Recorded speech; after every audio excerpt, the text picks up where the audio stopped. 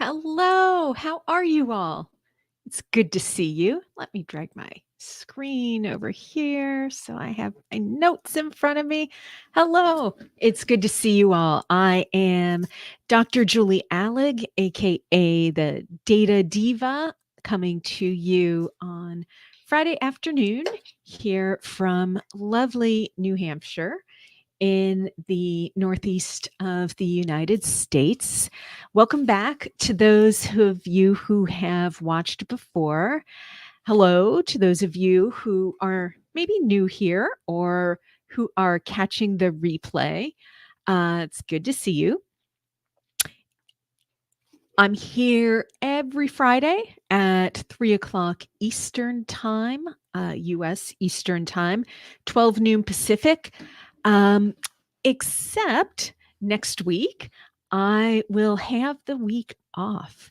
I am taking a long weekend, um, well deserved, if I may say so myself. Well deserved long weekend. Going to have a little bit of fun. And so I will see you all back here in 2 weeks on March 8th. You can watch these replays over on my YouTube channel. You can also catch them here on LinkedIn. Yeah, let's get started. Today, I wanted to talk about what comes next. And so many of my clients come to me with a question about, listen, I have a CPA, I have an accountant, I have a bookkeeper, I know what my cash flow balance is, I know what my P&L is, but I've got these kind of CEO level questions like, what is making a difference in my business? Where are my pockets of opportunity in my business, and how do I find them? So, as you all know, one of the ways that I talk about doing that is by looking at your data. So, taking, in many cases, much the same data that your accountant or your CFO or your CPA has analyzed using their techniques and their tools. And I analyze it slightly differently using statistics, using machine learning, using lots of other fun tools to figure out what are the patterns, what are the trends going on in your data, what are the associations going on among this product and that product, between this group of customers and that group of customers. And so usually the end of an engagement with one of my clients is something like, okay, here is what we're seeing. This is what the data supports. And here are some recommendations for going forward. Well, what happens next? And I thought of this because I am working with one or two clients right now in particular where it's not just finding those patterns, projecting out, monitoring, that sort of thing. That's the important thing for them. Now it's like, okay, so now that we have these, what do we do about it? And so I wanted to talk about that today in terms of a case study. And because those of you who know me know that I am very into my coffee, I am going to choose to talk about today. Let's imagine a mid market coffee specialty store chain. And I'm going to call it Brew Bright Coffee. Try saying that 3 times fast. They have got, let's say, they've got a loyal customer following out in the Midwest of the US. Their monthly revenue is always in the black. They've got some strong customer loyalty, and they've just rolled out a new line of seasonal drinks. Sounds good. Now, they hired me to take a look, and because what happened is they have expansion plans. They want to grow into the Western US, and they're going to need some capital infusion for this. Pretty typical, right? Um, their bankers, though, balked at this because they pointed out your revenue has kind of plateaued. It's still strong, it's still in the black, but it's plateaued. Something is going on, and your growth has just paused. Before we loan you any money, to build more, to expand more, we want to figure out that we want to be assured that you've figured out what the heck is going on and you can deal with it. So they came to me. They were like, wait a minute. So our revenue, like he said, like the banking team said, they it's plateaued. What do? We had a couple of years of really good growth, and now all of a sudden it's nothing. Well, I came to them and we figured out that actually what was going on was an increasing number of their customers were not returning. So they were bringing in new customers, okay? Especially attracted by those specialty drinks, think gingerbread lattes, think that sort of stuff, but they weren't keeping them.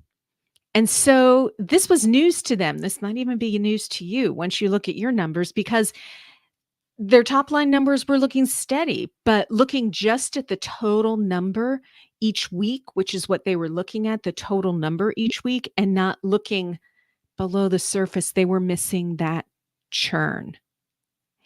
And now they wanted to find out why.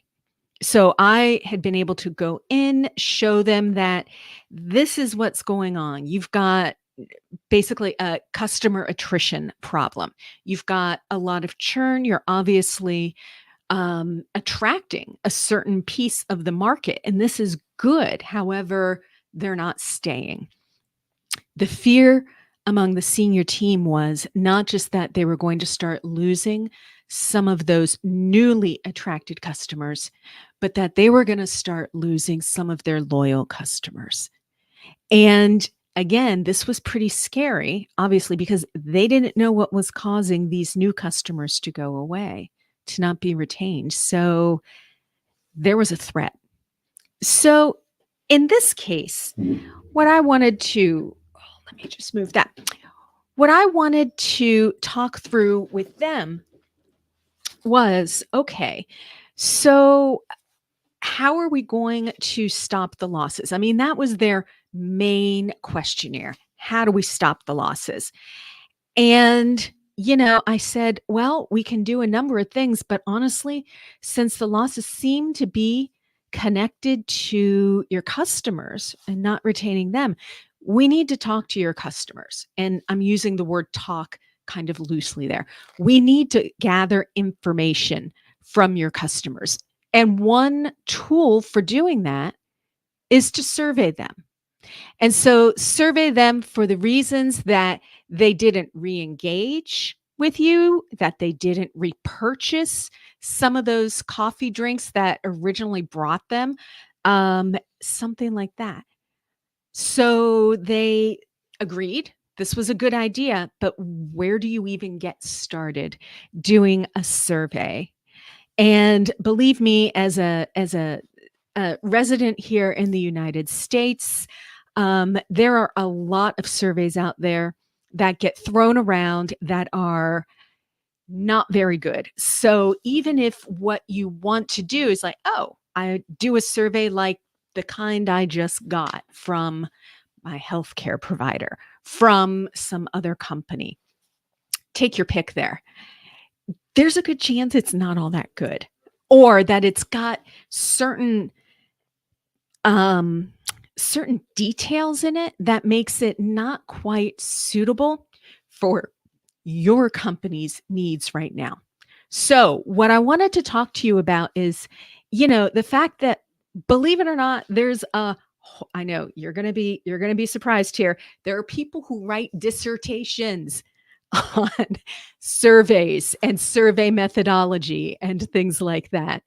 And, survey design, survey methodology is its own subfield in the social sciences. I am not here on this lovely Friday afternoon to talk to you all about survey methodology. What I am here to share with you is if you find yourself in this situation where you've looked at your numbers like I've been talking about, right? And it's one of my favorite things to do.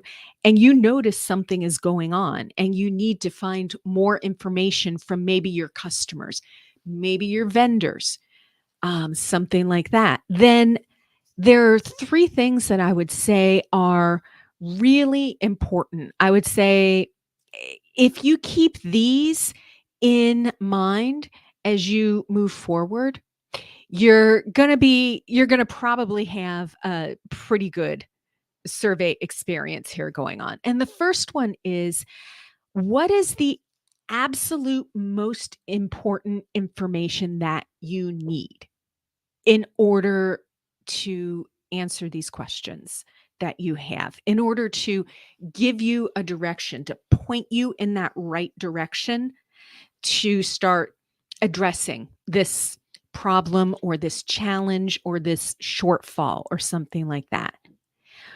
What is it that you need to know that you can't get out of the data that you've already got?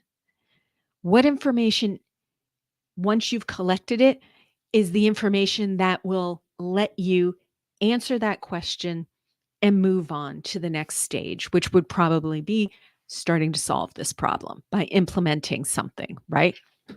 So, first, I I realize this is a golden opportunity to collect all kinds of data from customers, and there are tons of things that you want to know. Do not go down that path. Keep it short. Keep it focused. I think this is even more important today than when I was first starting to learn about survey methodology and survey administration. Social media, the news cycle has just compressed and compressed and compressed our attention spans. Anything longer than, a few questions, several questions, you are going to be running the risk of having people just say, I'm bored, I've got other things to do, and just leaving and not giving you any information at all. So keep it short, keep it focused, and keep it focused on just that information you need in order to take that next step, make that next decision so you can solve your problem. The second that I would say is think through, how are you going to ask for the information? So here I'll make um, a big distinction here. I'm talking about surveys that are the kind that we would fill out in the old days with pen and paper or something like that. Or now we click buttons on our computer or we tap through buttons on our phones or something. I'm not talking about um, gathering information by doing focus groups or in person interviews, that sort of thing. Those are absolutely valid ways of, again, gathering that information from your customers. That's not what I'm talking today about. If there's enough interest among you, among the replay watchers, more than happy to talk about that kind of research, that branch of research, because that can be so illuminating also in its own way, and it can help to answer its own particular questions. But now I'm talking about, if we're talking about a survey, like you would think you were sent an email, you were sent in the mail, something like that. How are you going to ask for the information? So I think the first is to think about whether or not you can get the information you need by just having some sort of multiple choice question, or whether you need more kind of contextual, detailed information. So you're going to have more of an open ended question. Okay. So if we go open ended, then it's basically a text box, which you all have seen. You've probably filled out a lot of them. Text boxes that the respondent types in, and then you analyze it. Um, Analysis is a whole lot easier if you can use some GPTs or something. I will point that out too. It can go a lot quicker, and I'll be talking about that as a use of some of these generative AI models in the coming weeks. But keep in mind that that can significantly decrease the amount of time, which is the biggest barrier to doing those kind of open-ended questions or text analysis, that qualitative analysis. So think about, if you're going to have multiple choice questions, if you're going to have drop downs, right? If there's only going to be one able to be selected, usually that's the case. If you're going to have check boxes where, again, the respondent can choose more than one. If you're going to have radio buttons, which are only one, so you're limiting their choices, right? Think about if you are going to use something like a feeling thermometer. Like, how happy are you with X on a scale of 1 to 5? How would you rate this? For example, if we go back to Brew Bright coffee, um, how how much did you like the flavor of the drink that you purchased on a scale of 1 to 5 or 1 to 10 or something like that? Was it too sweet? Was it too bitter? Was it served too hot? Was your iced drink, maybe it tasted watered down, right? So those sorts of things, you can use those on a scale of 1 to 5, of 1 to 4, 1 to 10. You can do that sort of thing. Um, I will say also, beware when you are writing the words to your questions, that you're not writing any double-barreled questions. And by what I mean by that is, that's a term in the industry where you are asking about actually two or more different things in one question. So if you're doing that and you're asking someone a question like, how did you feel about the sweetness and the temperature of the beverage that you purchased on a scale of 1 to 5? Well, which one are they answering? Are they giving you information about the sweetness, or are they giving you information about the temperature? It was too hot, too cold, something like that. So again, double barreled. Make sure each question is only asking about itself. You don't have multiple things in there, because you're not going to be able to tease those out. And then I would also say, think to your favorite um, crime and judicial system um, TV show or movie or something. Think about someone being cross-examined, and objection. Counsel is leading the witness, right? Where you're basically kind of putting words into the respondent's mouth, right? Or kind of nudging them towards the way that you want them to answer the question, something like that, leading the witness. So think about Law and Order. Think about, if you're of this generation, Perry Mason, right? Think about some of those, and make sure that you're being as objective as you possibly can. You don't want to be leading your witness, because, again, you might get some information that looks great, that makes you look great. Is it truthful, though? That's the thing. And if you can't trust it, then why even bother in the first place? And it's like building a house on sand instead of granite here in the granite state. So, double-barreled questions, leading the witness, stay away from those. There are a slew of other ones, of course. But those are the ones when I am brought in to assist with survey creation, survey design, that sort of thing. Those are the ones that typically clients um, inadvertently want me to do or something like that. And so my pushback is always no, we need to be as objective as possible, et cetera, et cetera. So, and that leads me to the third. So, how are you going to lead your respondent through the survey? So, think of this as through the lens of your potential respondent in the first place, right? What, where are they coming from? If you're talking about one topic, then suddenly you're talking about a second, and then you jump back to the first, then you're off to a third. That's very confusing, right? And that's kind of what I would call like, a heavy cognitive load on your potential respondent.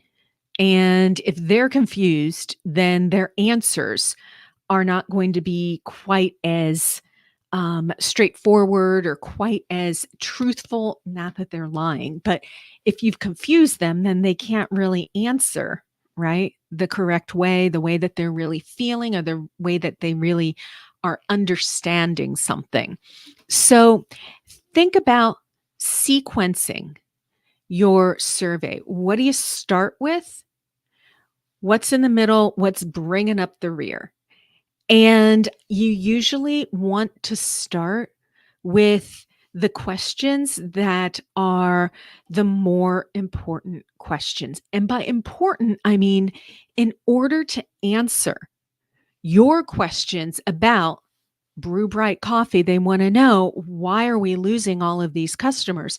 Those most important questions about that are going to go at the front.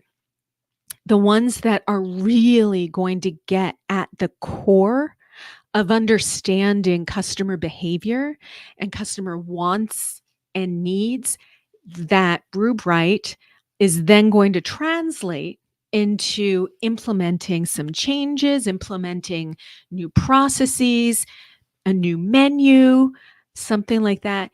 You want it at the front. You want to, if you've told your potential respondents, if you've told them that this is a survey about your recent experience with Brew Bright Coffee, and then you start off saying, what is your age group?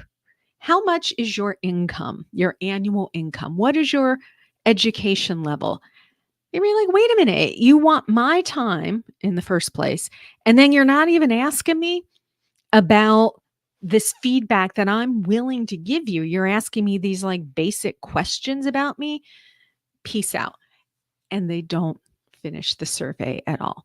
So ask those, the more important at the front end, leave those more kind of demographic questions, something like that, to the back end. It also protects you against survey fatigue. And what I mean protect is, again, the impetus for this survey is to get at that kernel of information that's going to help you plan out what you're going to do with your business. And it's typical behavior for survey takers to get tired, get bored, get interrupted by their children, by an email from their boss, and never quite come back. So if you've got their attention at the very beginning, ask the most important stuff, then peter off from there, right? And that's what I've got for you this Friday afternoon. I notice I've got a couple of people here watching. Hi, it's good to see you. I'm checking the chat. I'm not seeing any questions or any comments or anything. So I will leave it at that because it's Friday afternoon, or some of my Australian and New Zealand friends, it is Saturday morning, and I'm sure you want to get started on your weekend. So, thank you so much again for joining me. I hope this was helpful. Please let me know if this was helpful, if what I said was clear as water or clear as mud. I'd be happy to explain. Feel free to DM me or leave something in the comments, either here on LinkedIn or over on YouTube, and it will be my pleasure to respond to that. Are you at the point in your business where you would like to bring some data to your planning for 2024, but you're not quite sure where to start? I got you covered. Check out my short course called Fearless Forecasting. I will walk you through the basics of generating forecasts for your business, and you can find more information and sign up on my website at www.jlaanalytics.com/fearless_forecasting. And with that, my friends, go forth and analyze.